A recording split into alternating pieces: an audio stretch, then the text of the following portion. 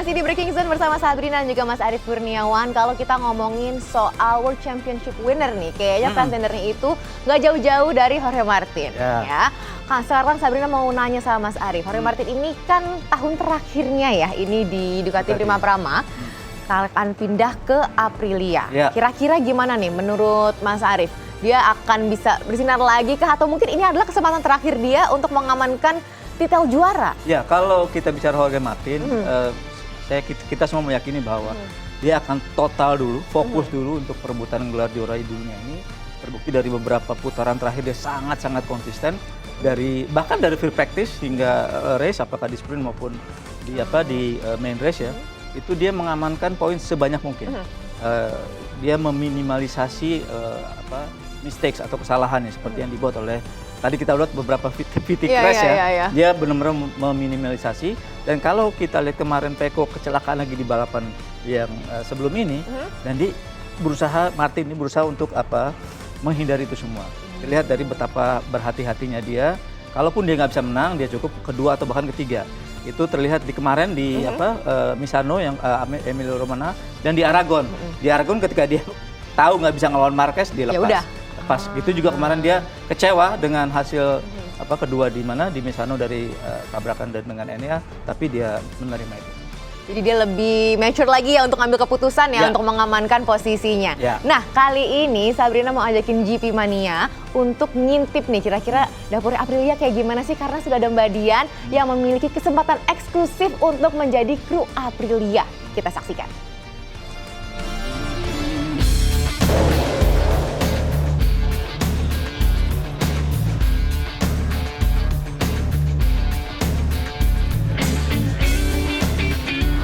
Halo GP Mania, hari ini aku dapat kesempatan spesial banget dan ini super langka karena aku akan jadi salah satu kru dari tim pabrikan Aprilia MotoGP. Tapi buat bikin ini komplit dan keren banget, aku harus berubah dulu nih. Nah GP Mania, sekarang aku udah kayak tim pabrikan Aprilia MotoGP nih. Tapi daripada kalian penasaran terus, yuk kita ikutin gimana keseruan hari ini. Yuk!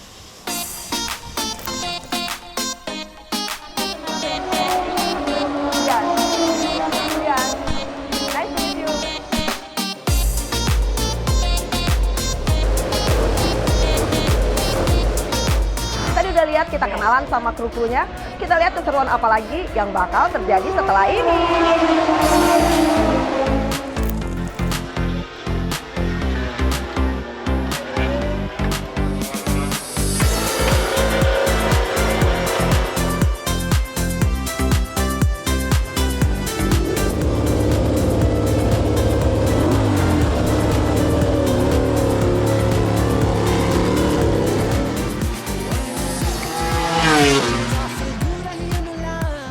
Kita sekarang mau lihat time lapse yang dilakukan oleh Maverick nih di putaran ini.